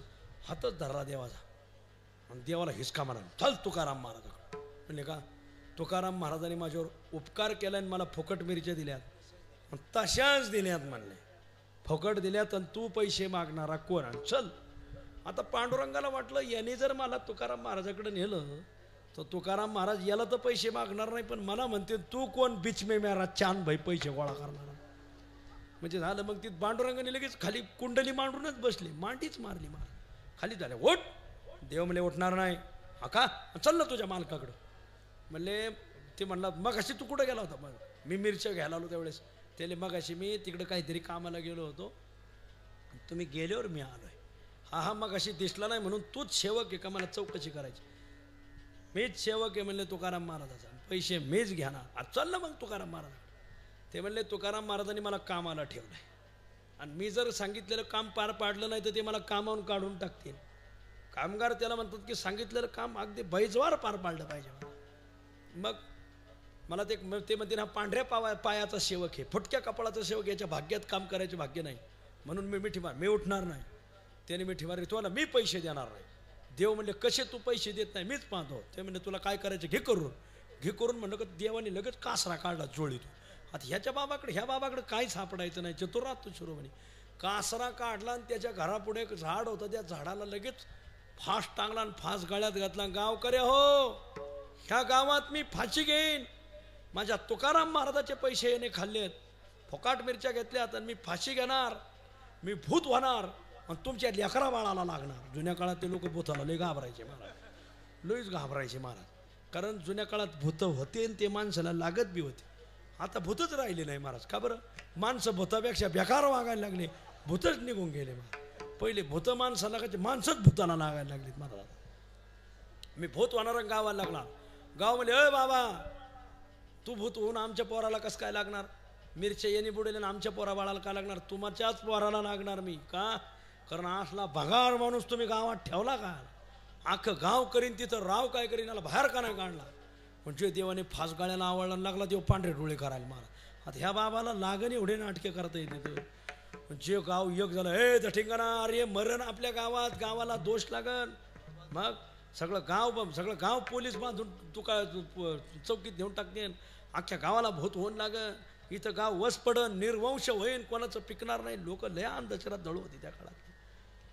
तोपर्यंत देवाने आणखीनच डोळे पांढरे करा. हे गाव धावलं तिथं ठिकाण मला मी नाही पैसे देणार. जे गाव धावलंय महाराजांनी दटिंगण असा चिंबावला धरून, भाताच हाणला धरून महाराज. आता काय अशा वेळात माणसं जर लाटीत सापडल्यावर येडं बी 2.5 लाखांनी निवडून येतोय महाराज. असो ती लाट असते. असो शेतकऱ्याचं हित करा, मग लाट राहील, नाही तर लाटफेट काय नाही राहील. मग हे गावाने धुतला महाराज. तिकडे पार्टीला झाला, इतका हाणला गावाने. तो नार एवढ्या एका गोणीचे पैसे मी देऊ कसे? लोक म्हणजे मग घेतली का ना मारायला? दुसऱ्या लोकांनी विकत घेतली असते ना.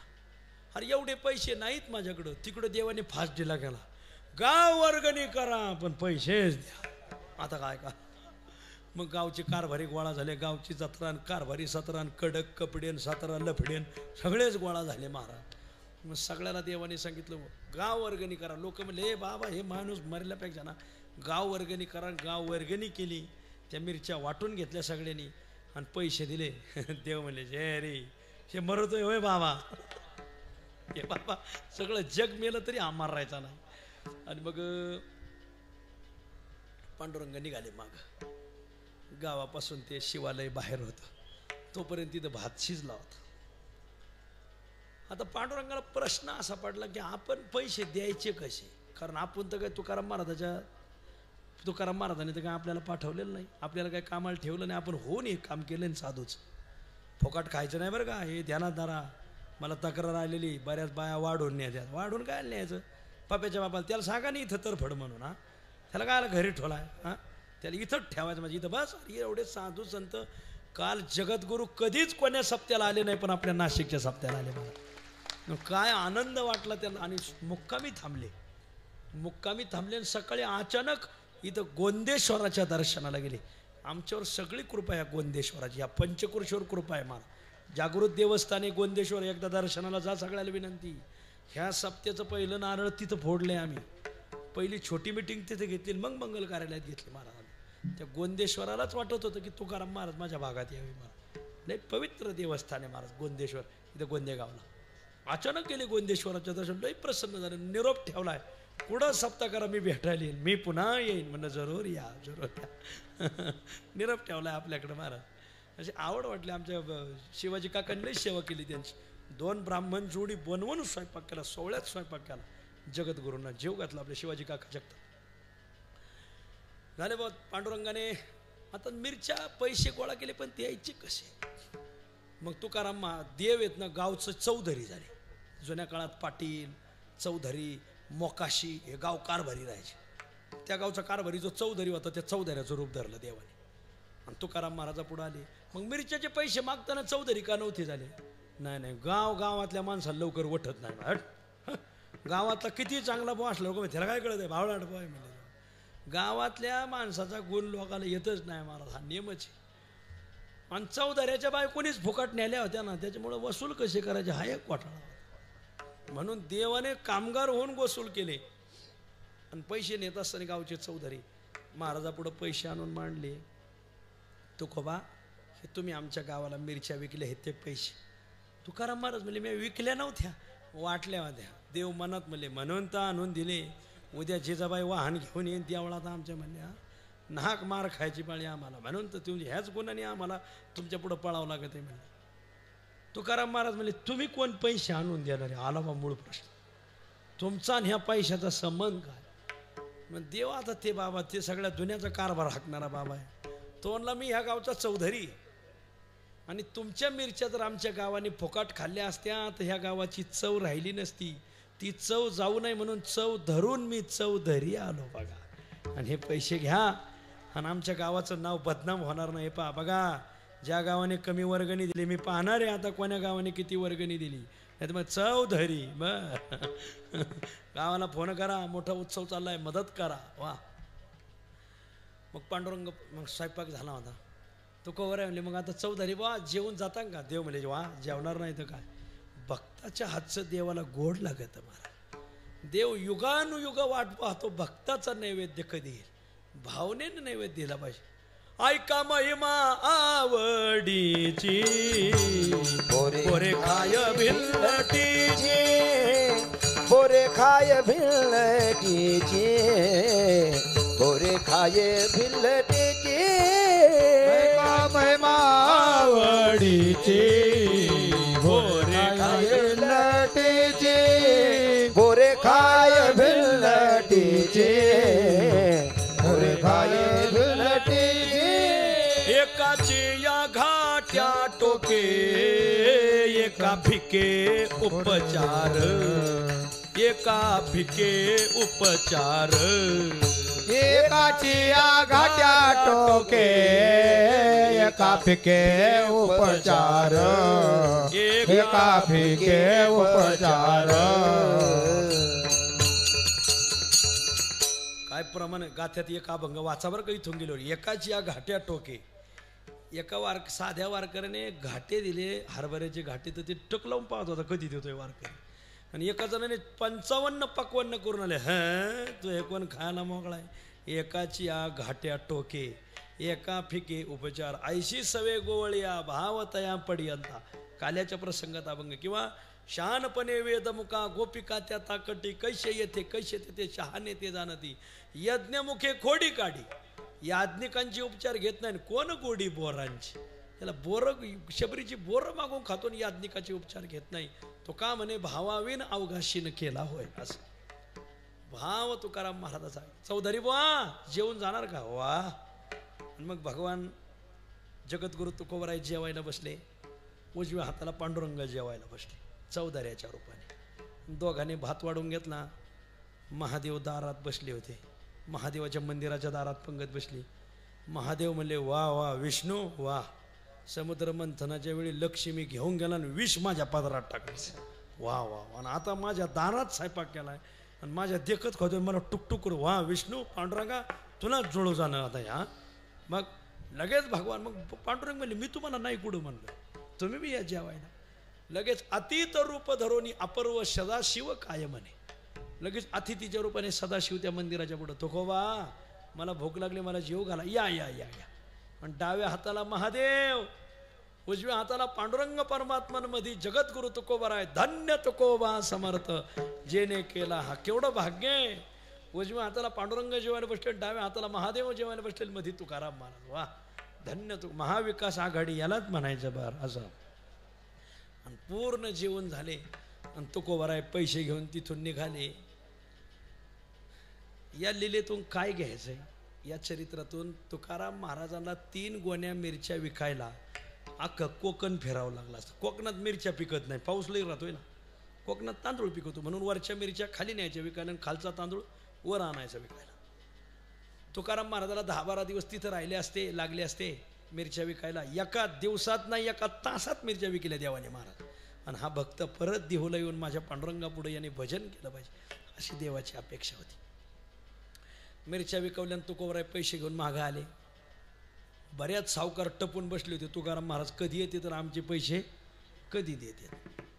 येता येता तुकाराम महाराजाला एका माणसाने ते पाहिलं होतं मिरच्याचे पैसे घेऊन चालले. पण तुकाराम महाराज दंडामध्ये आपल्याला यांना लुबाडून पैसे तर काही नेता येणार नाही. मग आपण यांना काहीतरी अन्याय करून नेता येते पण यांना गंडू म्हणले. तुकाराम महाराजाला लुबाडू कसं करायचं. मग त्याने काय केलं एक पितळाची कडी घेतली त्याला असा थोडासा सोन्याचा मुलामा केला होता. तुकोबा ही सोन्याची कडी एवढी घ्या तुम्ही तुमच्याकडे काय पैसे असतील मला द्या. तुकाराम महाराजांनी कडी घेतली. बाबा ही वजनदार कडी, माझ्याकडे जेवढे पैसे तेवढे दिले तरी याचं वजन. महाराज मला अडचण आहे, मला एक केवढ्याही किमतीत द्यायची, पण मला पैशाची गरज आहे. सगळे मिरच्याचे पैसे तुकाराम महाराजांनी भोळ्यापणाने त्याला दिले आणि पितळाची कडी घेत तुकाराम महाराजाच्या गळ्यात घातली. तुम्हाला खरं वाटतं आता इथं त्याचं पुढं काय झालं ते लिहिलं नाही, पण खरं सांगा तुकाराम पांडुरंगाने ती आता ज्या तुकाराम महाराजाचे पैसे गोळा करून दिले त्या कडीवाल्याची नाही का पुण्यतिथी केली असं पांडुरंगाने महाराज, हमका इथं लिहिलं नाही मैपती महाराजांनी. पण ते हे बघा भक्त बोलत नाही, ते पंढरपूरचं कोर्ट बोलत असतं महाराज काय काढायचं काय नाही. ते बाबा काय उभे उभ्या झोपा काढीत नाही, वारकऱ्याने बोलायचंच नाही. मग त्या बाबाला कळतं ना कुठं काय न्याय घ्यायचा आणि कुठं काय न्याय द्यायचा. त्याचं काहीतरी वजं वाटोळच झालं असं. तुकोबरा एक कडी घेऊन ती गावात आले का 10-5 सावकार बसलेले, तुकोबरावर कर्ज झालं होतं सावकाराचं. तुकोबा आमचे पैसे टाका. तुकाराम महाराज म्हणले कडी सोन्याची मोडान काय कोणाचे पैसे ते तसे घ्या. लगेच त्याच्यात एक सोनार होता, त्याने उघडून पाहिलं, महाराज याला नुसता मुलामा सोन्याचा, ही सगळी कडी पितळाची. आता काय करावा अवघड झालं. मग ठीक आहे पुढच्या बाजारी देतो. आता बाजाराला पैसे कुठे आहेत, फुकट गेले ना. मग जिजाबाईने आपली पत गहाण ठेवली, कारण जिजाबाई आप्पाजी गुळव्याची मुलगी होती. आणि काही एक 200 होन घेतले महाराज. 200 होन घेतले, तुकाराम महाराजाकडे दिले. याचा माल विकत घ्या, बालेघाटात विकायला जा. बालेघाट म्हणजे बीड जिल्हा आहे बरं का. हे बाबाजी तिकडूनच आले बघा, योगायोगाने आले बरं का बाबा. हे आता एवढं ऐकाच, हे 200 होन घ्या, याचा माल विकत घ्या, बालेघाटात विकायला जा. पण जर का कोणाला पैसे वाटले, जिजाबाईची गाठी मानली. आता मी माझी पत गहाण ठेवून 200 रुपये कर्ज काढले, ह्या 200 रुपये घ्या, काही माल भरा इथं पुण्यात आणि बीड जिल्ह्यात विकायला. बालेघाट म्हणतात, ते बीड भागात आहे बालाघाट. आणि तुकाराम महाराजांनी त्या व्यापाऱ्यांच्या बरोबर गेले. बऱ्याच मोठ्या व्यापाऱ्यांचा तांडाच्या तांडात निघाला महाराज. मग काही गाढवावर माल टाकला, घोड्यांवर बैलांवर, आणि ते 200 रुपयाचा माल घेतला. 200 होन आणि बालेघाटात गेले. तिथं धंदा झाला आणि तुकाराम महाराजाला त्याच्यातून 250 रुपये भेटले. वा, किती रुपये नफा भेटला? 50 रुपये नफा भेटला. 200 भेटले, नगदही भेटलं, नफाही भेटला. मग काय करू म्हणले, आता आपण त्याच्यात 50 रुपयाचा त्यांनी परत काहीतरी बाजार घेतला.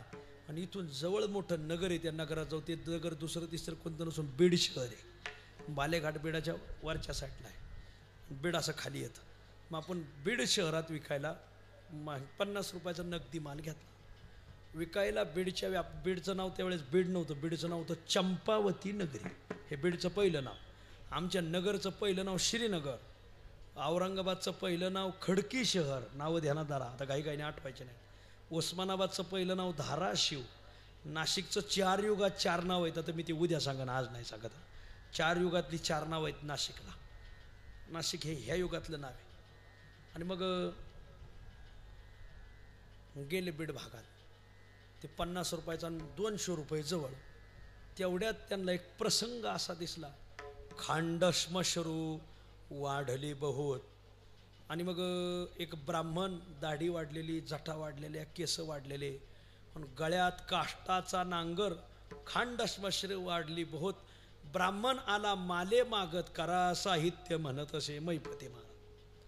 आणि एक ब्राह्मण प्रत्येकाला बाजार भरल्याला, भरल्या बाजारात भीक मागायचा. माग एक माणूस आसूड मारायचा त्या ब्राह्मणाच्या पाठीवर, कडाड दिशी. तुकाराम महाराजांनी पहिला, अरे या माणसाची दाढी वाढलेली, भया जटाळ दाढी वाढलेली, केस वाढलेले, कमीत कमी 12 वर्ष या माणसाने दाढी डुकी केली नसेल बा. आणि गळ्यात काष्टाचा नांगरण, पाठीमागून एक माणूस आसूड मारतोय, पाठीचं धिरड झालेलं रक्त निघतंय. भर बाजारात तो लोकाला, हो एक चवल पावला द्या, एक नाना द्या. तुकाराम महाराजांनी त्या माणसापुढे गेले. हो, अरे काय प्रकरण आहे? मग त्या ब्राह्मणाला विचारलं, कोण आहेत तुम्ही? म्हणले, मी ब्राह्मण आहे. काय प्रकरण आहे? म्हणले, या अमुक गावचं वतन माझ्याकडे होतं बीड भागातलं. मग गावच्या पाटलाने काहीतरी फितुरकी करून ते वटण माझ्या अंगावर लोटलं, माझ्याकडून ते काढून घेतलं आणि माझ्यावर 250 होन कर्ज दाखवलं. मग गेली 12 वर्ष मी या बाजारात होन पैसे मागतोय, आत्तापर्यंत फक्त 50 होन चुकवलेत. मला आणखीन 200 होण्याची गरज आहे, मला एखादा तरी आणा द्या. म्हणजे असे मी 50 वर्षात 200 होण गोळा करील. 12 वर्षात 50 दिले म्हणजे अजून बरेच वर्ष लागतील महाराज. आणि मग अशा प्रकारे मी 200 होण त्यांचे देईल. मला एखादा होण द्या, नाही तर एखादा चवल पावला द्या. त्या काळातलं नाणं. तुकाराम महाराज म्हणजे ब्राह्मण मनुष्य 12 वर्ष भीक मागतोय आणि आत्ताशी 50 होऊन दिले तर 200 राहिलेत. मग काळजीच करू नका म्हणले, मी भरतो तुमचं कर्ज. हे वाक्य ऐकल्यावर बरोबरचे व्यापारी हसायला लागले. काय माणूस असन, इतकं नफा बी घातले होते. जिजाबाई बोलत त्यात काही चुकच नाही. तुकाराम महाराज म्हणले जिजी काही बोलन म्हणले, पण ह्या ब्राह्मणाला परोपकार घडला पाहिजे महाराज. तुका म्हणे फार, तुका म्हणे फार, तुका म्हणे फार, तुका म्हणे फार, थोडा तरी परोपकार, थोडा तरी परोपकार, थोडा तरी परोपकार, थोडा तरी परोपकार. तुका म्हणे फार, तुका म्हणे फार, तुका म्हणे फार, तुका म्हणे फार. थोडा तरी परोपकार, थोडा तरी परोपकार, थोडा तरी परोपकार, थोडा तरी परोपकार. तुका म्हणे फार, थोडा तरी परोपकार. परोपकार का ठाकला तो काही केला उपकार, केले हे शरीर कष्ट होणे, देह कष्टविती परोपकार. पुण्य ते परोपकार, पाप ते पुण्य ते जाणारे भाईनो पर उपकाराचे, परपीडा परनिंदा हेच पाप तयाचे. एक अभंग पाठ करा, गाथा पारायण करणाऱ्या सगळ्या वारकऱ्याला सांगतो. एवढा एक अभंग पाठ करा, 21 चरणाचा आहे. अभंगाची सुरुवात आहे का, गती अधोगती मनाची, आपलं गती अधोगतीचे उपाय हे शीर्षक आहे. सुरुवात ऐका संतजन माझे बोबडे उत्तर बोल, ही सुरुवात आहे. ऐका संतजन माझे बोबडे उत्तर बोल, ही सुरुवात. एवढा एक अभंग पाठ करा मला. पूर्वार्धात एक व्याख्या, उत्तरार्धात एक व्याख्या, पूर्वार्धात एक व्याख्या, उत्तर. लईच गोड अभंग. एवढा एक अभंग पाठच करा. ऐका संतजन माझे बोबडे उत्तर बोल. त्याच्यात आलेले पुण्य ते जाणारे भाईनो परोपकाराचे, परपीडा परनिंदा हेची पाप तयाचे. वा, पुण्य कशाचं? 1 नंबरचं पुण्य म्हणजे परोपकाराचं पुण्य. परोपकार घडला पाहिजे मानवी देहाला आलेल्या माणसाला. जो मनुष्य मृत्यूलोकात अन्नदान करत नाही, वर स्वर्गात गेला का त्याला त्याचं मांस तोडून खावं लागत. हा, वर खायला काय, इथं दिलं तर वर भेटत आहे. असं आहे, जे बीज पेरी शेतीन मग गाडेवरी वाहती, हा नियम आहे महाराज. झालं प्रकरण. तुकाराम महाराजाने लगेच ज्या सावकाराचं त्याच्या पाटलाचं कर्ज 200 होऊन दिले. आणि मग तुकाराम महाराजाने त्याला घरी गावात एक न्हावी बोलवलं. त्याची सगळी दाढी जटाच वाढल्या होत्या 12 वर्षाच्या. सगळ्या जटा काढल्या. एक 11 ब्राह्मणाचा स्वयंपाक केला. त्याला जीव घातलं. तो ब्राह्मण डसा डसा रडू लागला. तुकोबा, 12 वर्ष मी भिक्षा मागत होतो, मला फक्त 50 होन गोळा झाले, तुम्ही 200 होन दिले मला, मी माझं सगळं कर्ज फिटलं. धन्य तुकोबा समर्थ, धन्य म्हणविन इहलोकी लोका, भाग्य आम्ही तुका दिखी आला. मग तुकोबाराय बोले, तू म्हणतोय धन्य, पण आता घरी गेल्यावर काय होतंय पांडुरंगालाच माहिती नाही. मग तुकोबाराय सगळे व्यापारी हसायचे. आता काय होईल काय नाही, काय होईल काय नाही. एवढा परोपकार केल्यावर त्या पांडुरंगाला काळजी का नाही महाराज. पांडुरंगाने तुकाराम महाराजाचं रूप घेतलं आणि 200 रुपये जिजाबाईने ज्या माणसाचे कर्ज काढलं होतं त्या सावकाराचं घेऊन दिलं आणि 5 होऊन त्या सावकाराकडे दिले. सांगितलं एवढे जिजाबाईला नेऊन द्या. सावकार म्हणला तुमच्या हाताने द्या. देव आहे ना, जिजाबाईला लय घाबरायचे बरं का. सगळं चरित्र मी अभ्यासलंय. देव रावणाला, कंसाला, हिरण्यकश्यपूला घाबरले नाही, पण जिजाबाईला लाट लाट का पाहिजे पांडुरंग महाराज. का? कारण जिजाबाई तुकाराम महाराजाची सेवा करीत होती. महाराज हे ध्यानात धरा तुम्ही. भक्ताची सेवा करणाऱ्याचा अधिकार भक्तापेक्षा मोठा असतो. महाराज, दुर्बळ जो का भगवत भक्त, त्याशी संरक्षी जो धनवंत, तेने तुष्टला भगवंत, त्या ते उद्धरित भक्ता आधी. परत ववी ऐका, जो भगवत भक्ताला मदत करतो, देव भक्ताचा उद्धार नंतर करतो, आधी मदत करणाऱ्याचा उद्धार करतो. नाथ भागवतात ही ओवी आहे. काय शास्त्र लिहिलंय वाचत नाही तुम्ही महाराज. दुर्बळ जो का भगवत भक्त, त्याशी संरक्षी जो धनवंत, तेने तुष्टला भगवंत, त्या ते उद्धरित भक्ता आधी. भक्ताच्या सेवकाची शक्ती ही देवाला जास्त नमवती. महाराज जिजाबाईला पांडुरंग घाबरायचे थर थर थर थर. मग ते 5 होन दिले. सावकारा सांगितले तेवढे जिजाबाईला नेऊन द्या. हो म्हणले, पण ते 200 होन कर्ज फिटलं हेही सांगा. ते कर्जाचा कागद असं तो कागदही नेऊन द्या आणि 5 होन वर राहू द्या, जेणेकरून जिजाबाईला तुम्ही सांगा कर्जही फिटलं आणि 5 होन दिले. तोपर्यंत तुकाराम महाराज गावात आले. ते 5 होन दिले. तुकाराम महाराज 5 दिवस जिजाबाईला तोंडच दाखिले नाही. महाराज देव गावात आले. त्यांना माहिती होतं आपण घरी गेलो का हजेरी मारुती प्रसन्न आहे म्हणले आपल्या जिजाबाईला. आळंदीत हजेरी मारुती बघा, ते भल्या भल्याची हजेरी घेते. उघडा व्हॉट्सअप बघा लगेच पाहायला भेटतंय बघा. हजेरी मारुती प्रसन्न आहे म्हणले आमचे हजेरीच. पण 5-6 दिवसांनी तुकाराम महाराज तिकडंच इंद्रायणीला स्नान करायचे. जिजाबाई उठायच्या आधीच पांडुरंगाची पूजा करायचे आणि जिजाबाई उठायच्या आतच निघून जायचे महाराज. मग जिजाबाईने पोरांना बोलवलं. पोरांना मध्ये घालायचे जिजाबाई आणि तुकाराम महाराजाला भाकर पाठवायची. जिजाबाई घरात येत तोपर्यंत तुकाराम महाराज घरी येत नव्हते. जिजाबाई बाहेर गेली की मग तुकाराम महाराज घरी यायचे. किती मोठा बुवा असला तरी बायकोला घाबरतोच महाराज. हा नियमच आहे. हा या काय तुम्ही कुठं हिमालयावर तपश्चर्या केलेली आहे का कोण्या डोंगरावर केली माहीत नाही, पण काटला गडी असलात बाईला घाबरतोच महाराज. आणि एक माणूस असा दिसला महाराज. मी गावकऱ्याला म्हणलं खाऊ वाघच येऊ. लोक म्हणले वाघ नाही वाघच आहे. म्हणलं कसं काय? म्हणले त्याचं आडनाव बी वाघ आहे. मानलं पाहिजे. म्हणलं मग घरी दारी का? म्हणजे नाही फक्त दारीच वाघ आहे. म्हणजे घरी दुर्गा वाघावर बसलेली आहे. दुर्गेचं वाहन वाघ आहे का नाही? दुर्गा वाघावर बसलेली म्हणजे. बरं तुम्ही लय हसले, पण ते पुढे चलून तुम्हाला दुर्गा वाघावर बसल्यावरच कळलं तोवर कळणार. एकदा जंगलाचं एक व्हॉट्सअप ग्रुप होता जंगलचा. व्हॉट्सअप ग्रुपवर एक मेसेज पडला, आज सायंकाळी 6 वाजता फक्त वाघांची सभा होणार आहे. व्हॉट्सअप ग्रुप होता जंगलांचा. मग त्या ग्रुपला बरेच ॲडमिन होते. सगळेच पशु पक्षी लांडगे कोल्हे उंदरं मांजरं जंगलातले रानमांजरं उद काही होते. आणि व्हॉट्सअपला संदेश पडला, आज फक्त वाघांची सभा होणार. मग सगळे वाघ गोळा झालेले एक उंदीर आणा त्याच्यात. सगळ्याकडे टुकमुकू पाहायला लागला. टुकमुकू बघतोय चांगला आमचे पप्पा निगमपती आला.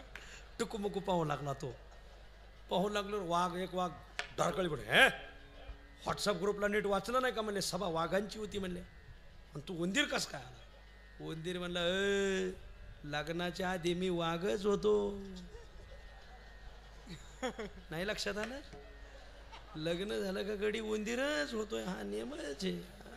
असो इथले सोडून मांडवातले धरून. कठीण गणित आहे. तुकोबाराय असे लपून राहायचे. नंतर मग परत घरी येऊ लागले.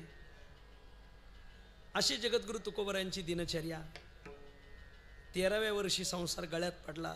17व्या वर्षी आईबाप वैकुंठाला गेले. 18व्या वर्षी सावजीची बायको वारली, सावजी निघून गेला.